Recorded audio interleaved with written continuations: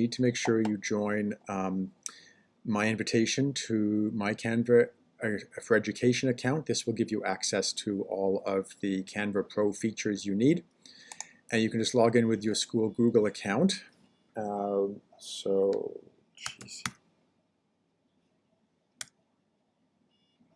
If you're already logged into Google, then you won't have to sign in. You should have the invitation to KIS, and then you will have a Magic Studio, which is where all of the AI drawing tools are in Canva. So to get started creating content for your board games, you're going to want to create a new design. What I like to do is just search for so I think the logo template is probably one of the best ones because it'll give you a nice square workspace that's not too large where you can build the different elements of your board game up. Now, in order to start playing with AI, what you're going to want to do is go here to Elements. Then down at the bottom here, under AI Image Generator, you can click Generate Your Own.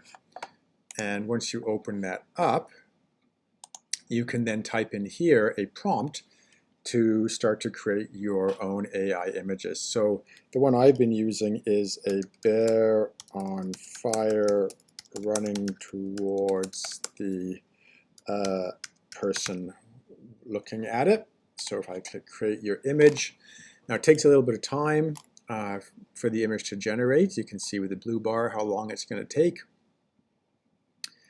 And we might just, here we go, here come some of the images. Okay, now these won't be the best ones right off the bat. Okay, and what you can do once they show up is you can change and update your prompt. So like I really don't want trees in the background. Make the background a solid color. So hopefully that'll get rid of the trees and give me something a little closer to what I'm looking for.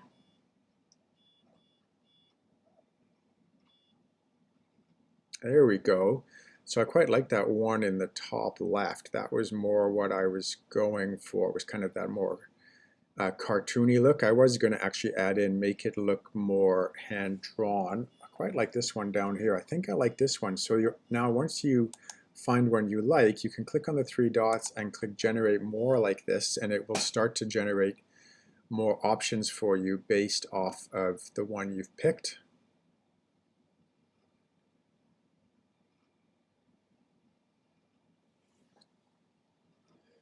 Okay, I think I still like the first one. Here come the other two. Yeah, I think I'm going to go with this first one. So now I click on that, and it will show up in on my workspace, and I can resize it.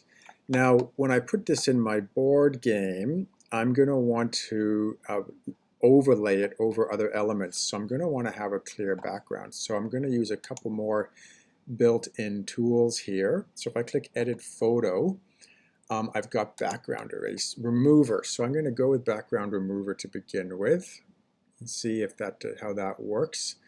If that doesn't work, oh, that actually works quite well, I think. It took out a lot more fire than I wanted, but actually that's not bad. Now, I can use the Magic Eraser tool to just erase that. And if I click back, now there are other tools here you can play around with. I might go and check out the effects. Maybe I want to put a little bit of a shadow on here. So I might add a drop shadow to that. And so now I've got, let's go try adding that shadow again. Shadows, drop shadow. And so I think that's it. I can play around with the size if I want of the shadow, but I think I just want a little bit of a drop shadow in there.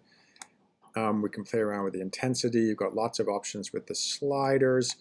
I could also try to change the color, possibly make it a little bit more like the orange of the fire.